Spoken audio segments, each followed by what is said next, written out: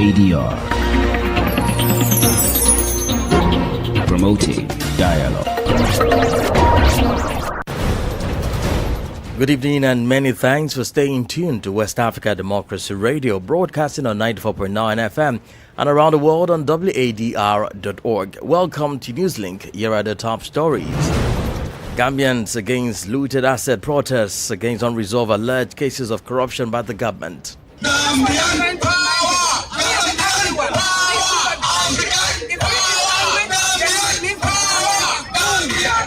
Malian army announces siege of equipment intended for a terrorist group.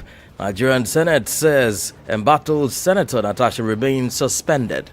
And I just want to reiterate that the Senate, the National Assembly at large, has very, very onerous roles to play and a lot to do. We are legislators, we are lawmakers. And Guinean health authorities raise alarm over Mpox surge. Please stay tuned for details of these stories and more. Here is Imo Edit with Newslink. Many thanks for joining our broadcast. Let's begin in neighboring the Gambia, where hundreds of youth under the Gambians Against Looted Assets Gala staged a protest in the capital Banjul. According to the organizers, Gala's objective is to pressure the government into expediting investigation and prosecution of individuals involved in several alleged state scandals estimated at millions of dollars. The group's first demonstration month ago called for an open inquiry about the fraudulent sales of properties of former President Yahya Jammeh to senior state officials. More than 20 protesters were arrested during that protest.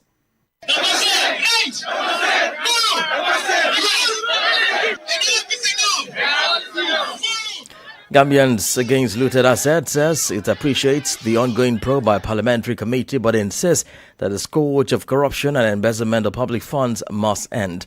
Kex Sana is one of the leaders of the group Gala organizing the protest.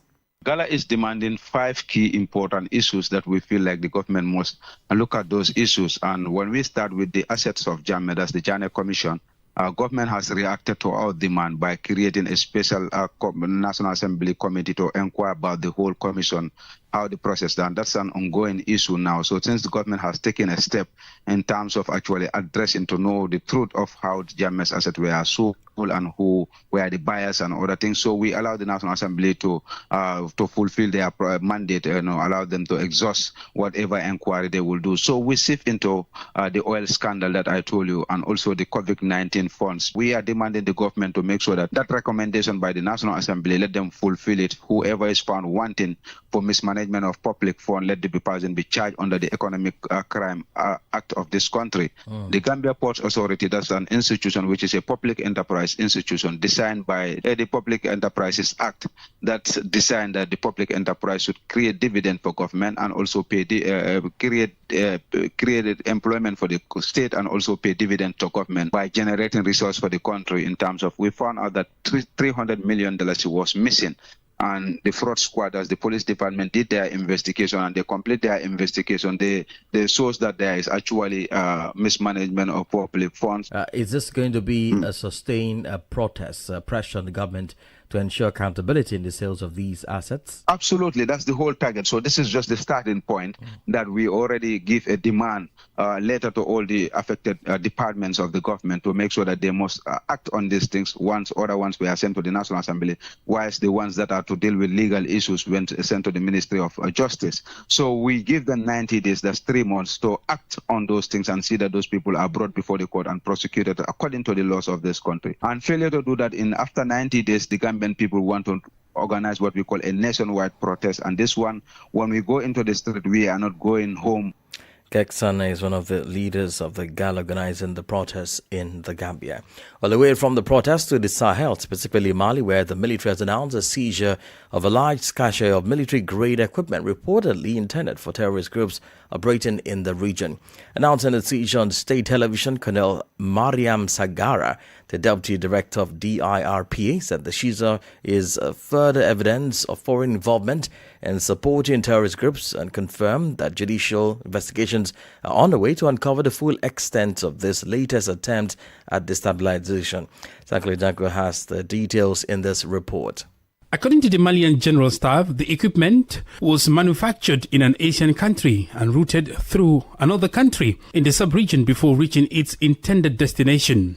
The operation was made possible through coordinated efforts by the intelligence services of member states of the Confederation of Sahel States, AES, with support from a partner nation. The General Staff of the Armed Forces is pleased to inform national and international public opinion of the seizure of a significant quantity of equipment destined for a terrorist organization operating in Mali. The seized items include 20 pneumatic cannons with their recharging devices, 4,000 turbans, 3,280 pairs of Rangers military boots, 4,000 set of military uniforms, 100 khaki uniforms, 4,040 patches bearing the name of the terrorist group, 1,040 insignias with the group's name, and 40 boxes of jerseys. This equipment, cynically intended to strengthen the logistics of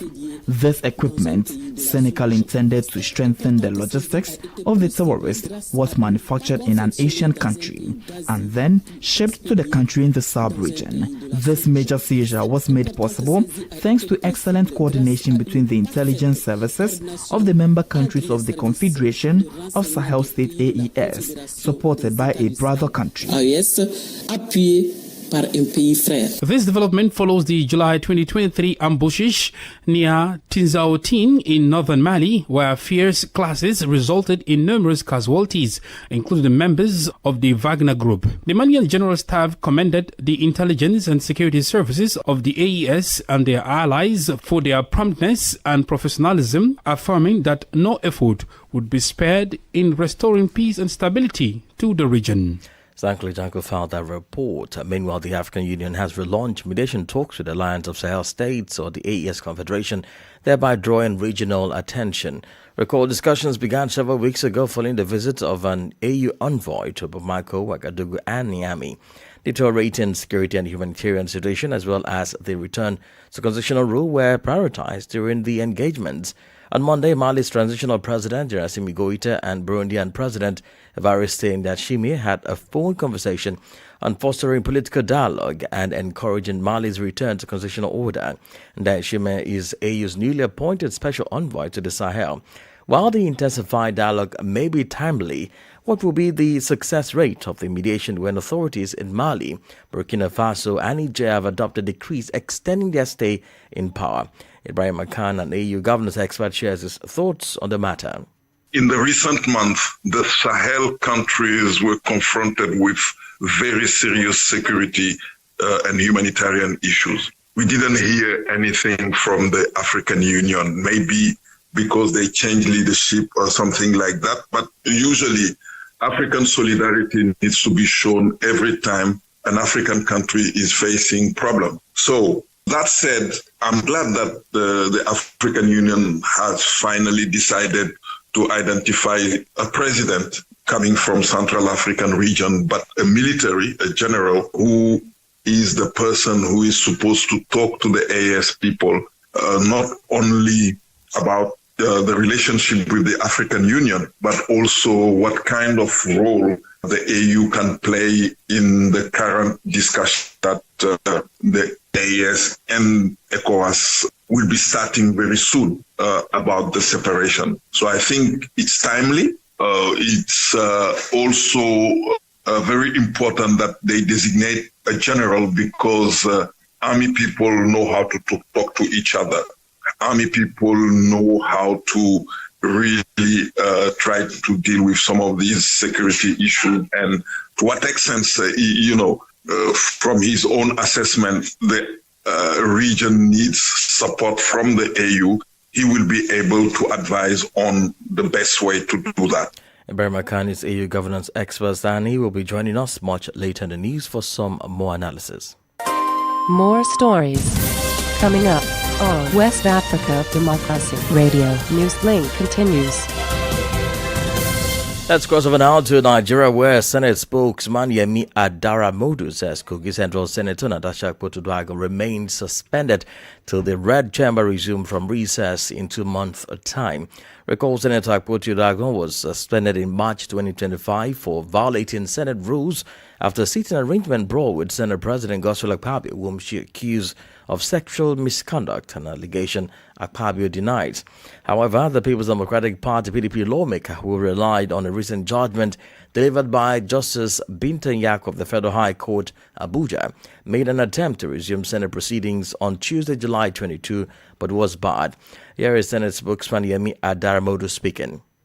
We have said what we are supposed to say about the issue of Senator Natasha, who's our colleague. And we are not even interested in entertaining any kind of fancy about it anymore. And I just want to reiterate that the Senate, the National Assembly at large, has very, very onerous roles to play and a lot to do. We are legislators, we are lawmakers. We are not spectators to be watching skit making and content creation. So initially I said that all this episode, all this saga, just about content creation. And then the content has been created and is now maybe degenerating into season film. We are not interested. We are not actors. We are lawmakers. And we are not interested in all these kind of things. Even when any litigant goes to court and gets any judgment, either that person feels that this is judgment, this is an order, when that is not an order. That litigant does not even enforce orders by himself or herself. There are court bailiffs who will serve orders on those ones that orders are supposed to be served on,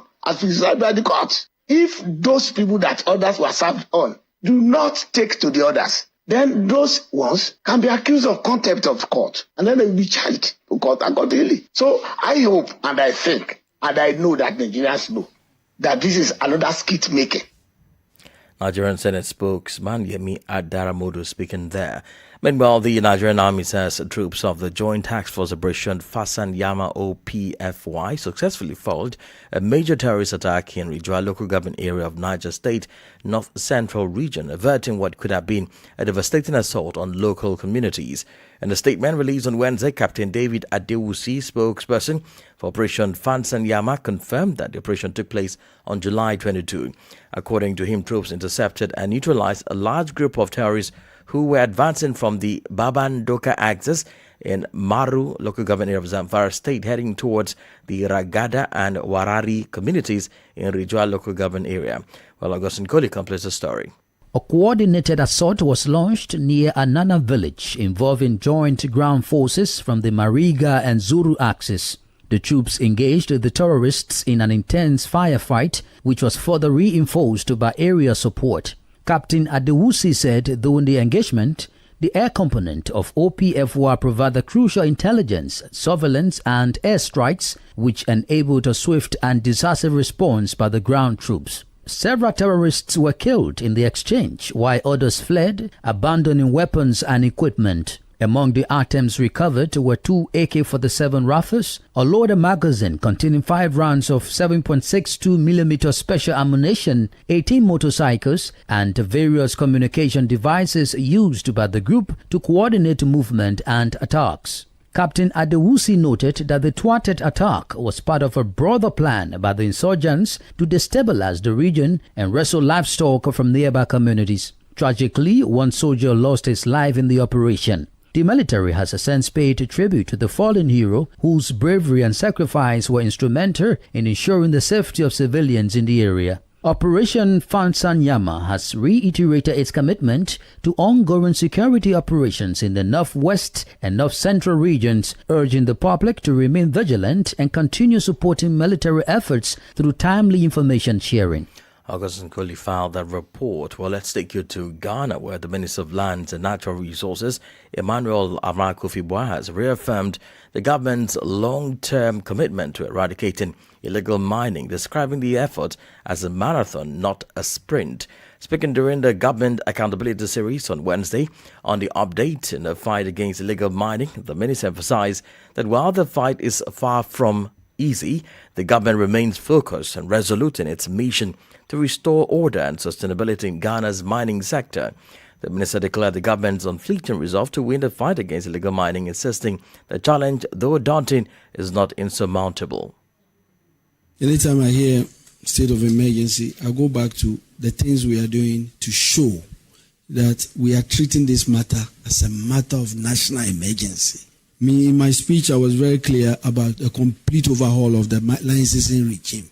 It's part of the problem. If we are able to make sure that the licensing regime is more transparent and efficient, and that the turnaround time for licensing, those people who are engaging in illegal mining, because they can't just go through this bureaucracy, will follow and get licenses. That's one. That's exactly why we are doing that. But going forward, exactly what are the things that we can do to really empower the people of Ghana and make sure that the resources of Ghana, all of the things we are doing, if you look at the Mining Act and the things I've said, are basically putting Ghanaians at the commanding height of our industry, powering the people of Ghana. And when the president says that he is making sure that large-scale mining companies, and I'll tell you, already just in the last 6 months, we've been able to negotiate, and just by March next year, we are going to get a mine that was 30 years old back in the hands of the people of Ghana. Ghana's Minister for Lands and Natural Resources, Emmanuel Armah Kofi Boa. You're listening to Newslink on West Africa Democracy Radio 94.9 FM Dakar and around the world on wadr.org. Here's a reminder of our top stories. Gambians against looted asset protests against unresolved alleged cases of corruption by the government. Malian Army announces seizure of equipment intended for terrorist groups. Nigerian Senate says embattled Senator Natasha remains suspended. And still ahead in the news, Guinean health authorities raise alarm over Mpox surge. We don't have a guest interview and sports news. Please stay with us. West Africa Democracy Radio. It's you speaking. Don't forget you can listen to us live on wadr.org and follow live streams on YouTube and Facebook. Now let's bring you some health news, starting in Guinea, where the health crisis associated with the resurgence of Mpox is becoming more complicated. A new death has been confirmed by the National Agency for Health Security and marking a new stage in the progression of the disease across the country. In its weekly epidemiological bulletin, the agency reports 7 ongoing disease outbreaks in the country, including the Mpox epidemic, which currently affects 12 health districts. Francis Boniface reports. A total of 271 positive cases of Mpox have been recorded since the new wave, according to the latest epidemiological report by the National Agency for Health Security, published Tuesday. Of this, 55 patients have recovered, while several remain hospitalized in specialized treatment centers. 18 new cases were detected in the last 24 hours, according to the health authorities. The agency also reports that 241 people identified as direct contacts of the patients are currently being monitored by its services as part of the response plan in place. Another key element of the report indicates that 70% of the cases recorded involve men. This trend, the agency says, will be a motivating factor for awareness and prevention campaigns. Monkeypox is primarily transmitted through close contacts with an infected person or their bodily fluids and causes symptoms such as fever, fatigue, rash, and muscle pain. Given this situation, Guinean health authorities are calling on the population to remain vigilant, adhere to hygiene measures, and seek prompt medical attention if symptoms appear. Health teams are currently deployed on the ground for screening, community outreach, and treatment of confirmed cases. Francis Boniface filed that report. Similarly, the Gambian Minister of Health has announced the detection of the first case of monkeypox and mpox in the country, while calling for calm among the population. In an official statement released on Tuesday, Gambian Health Authority reported a case of mpox, stating that it was identified on July 18 thanks to the routine surveillance system implemented by the country. According to the Health Ministry, the patient is stable and is responding well to treatment under strict monitoring. It further stated that there is no cause for alarm. In the meantime, a sequencing process has been initiated to determine the virus subtype, while medical teams have deployed several emergency measures, including active case finding, contact tracing, and community outreach. Politics, analysis on major news, social matters, and all. This is The Guest. Well, I guess this evening focuses on the African Union relaunch mediation talks with the Alliance of Sahel States or the AES Confederation. Discussions on returning to constitutional order, deteriorating security and humanitarian situation began several weeks ago following the visit of an AU envoy to Bamako, Ouagadougou and Niamey. However, on Monday, Mali's transitional president, General Assimi Goïta, and Burundian President Evariste Ndayishimiye, who doubles as AU's newly appointed special envoy to the Sahel, had a phone conversation on fostering political dialogue and encouraging Mali's return to constitutional order. Now, the big question is, while the intensified dialogue may be timely, what will be the success rate of the mediation when authorities in Mali, Burkina Faso and Niger have adopted decrees extending their stay in power? Well, I guess Ibrahim Makan, an EU governance expert, shares his thoughts on the matter. Are the AES countries likely now to receive support from the EU, and in what areas? Because at the start of this conversation, you actually said that the region has in recent months faced serious security and humanitarian crisis. What is also very interesting in the conversation between the AES country and the AU is that all the three countries are suspended from participating in the AU activities because of the coup that they organized. And the way that they decided about the transition even make it very complicated for the AU to agree to accept them back in the institution, because there was no election. They designated their president, and if you see, the three countries have adopted the same rules: 5 years for the president, and definitely who can renew his mandate indefinitely. And those kind of measures, are not measures that can really help for their return to the AU. I think this is part of the conversation that they will be having. How are they going now to really deal with a real transition, not the fake transition that is happening? Because they, at the end of the day, even if the AU has now implemented some of its rule in a very smooth manner, but at least you need to organize an election. It happened in Chad.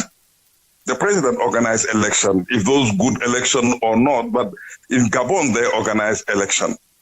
The position of the mediator is really, really very complicated, because it's not just about security issue, it's about economic issues, and it's about some of the serious political issues in the region that he has to deal with. And now I don't know to what extent the continent, because it's also happening at the time where AU itself is weak.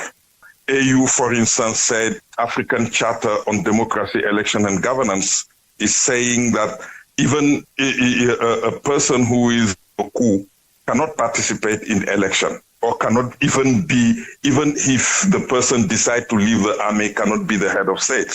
You understand? So in that particular context, the margin of maneuvering of the AU is also very, very slim. And talking about the fact that the success of this particular mission is slim, what do you see? Is it right if I ask what is at stake, or do I ask if you foresee compromise amongst all parties involved in this? AU, the AES as a factional bloc, and the ECOWAS? Well, I think we all know what is at stake at the moment. The first big important issue at stake is the issue of democracy in Africa. Is the AU able to really maintain or to really make sure that its member states are applying the norms on democracy on the continent? I'm not quite sure. More and more coups are happening, and even when coups happen, the way that the attitude of the AU is so volatile, so it's no longer strong. Two, it's also about the future of military regimes in Africa. I'm not talking about did you see how very easily in Chad and Gabon, the military managed to come back to normality? But in Guinea-Conakry, we are also in the same trend. And the IS countries are saying that they won't leave in the next 5 years. So the credibility of the region, of the continental organization is at stake. Are we going to continue to accept a military regime where we have a normative framework that said, no, there is no compromise with the military system? That's a very serious problem.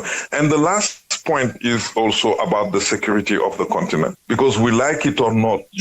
If you recall, when AU did the assessment of the first 10 years of implementation of the Agenda 2063, the report was saying that 75% of the AU resources was spent on peace and security on the continent. So we have now 3 years of the second phase. I'm afraid, but we will probably reach 80% of the resources spent on peace and security again. When are we going to really make sure that the Agenda 2063 is implemented? I guess Ibrahim Khan, an EU governance expert. In sport news, Nigeria will take on host nation Morocco in the final of the 2024 CAF Women's Africa Cup of Nations on Saturday, July 26 at the Prince Moulay Abdallah Stadium in Rabat. The Super Falcons booked their spot after a 2-1 victory over South Africa in the semi-final with goals from Rashidat Ajibade penalty and Michelle Alozie. South Africa briefly equalized through Linda Mathalo, who couldn't stop Nigeria from reaching their 11th final as they aimed for a record 10th title. In the second semi-final, Morocco edged Ghana after a dramatic 1-1 draw, winning 4-2 on penalties. The Atlas Lionesses came from behind with a goal from Sakina Diki, and goalkeeper Kajida Embrichi was crucial in the shootout. The third-place match will be played on Friday, July 25 between South Africa and Ghana, the two sides hungry to end the tournament on a high note. And in other sport news, Senegal has made a remarkable leap in the latest World Rugby Union rankings, gaining 7 places to reach 45th position globally, according to the update released on Tuesday by the World Rugby. With 45.72 points, the Senegal Lions now rank 5th in Africa, a result credited to their solid performance at the recent Africa Cup of Nations held in Kampala, Uganda, where they secured 5th place overall. On the continent stage, Zimbabwe will emerge African champions, rose to 24th place globally, surpassing Namibia 27th, Kenya and Algeria 43rd. Algeria also recorded the biggest jump in Africa this month, climbing to 10 places. And that's it on this edition of Newslink from West Africa Democracy Radio, broadcasting from Dakar, Senegal. Thank you for listening, and many thanks to Mustafa Sek and Sheikh Jai for the technical support. Let's keep the conversation coming on all of our social media platforms: X, Instagram, at WDL News, and Facebook, West Africa Democracy Radio English Service. Coming up at the bottom of the hour is our flagship gender program, 50/50. I am Imo Edit. Good evening. And many thanks to you for listening to Newslink via Hot 104.3 FM, New Me FM 94.0, Hilltop Radio.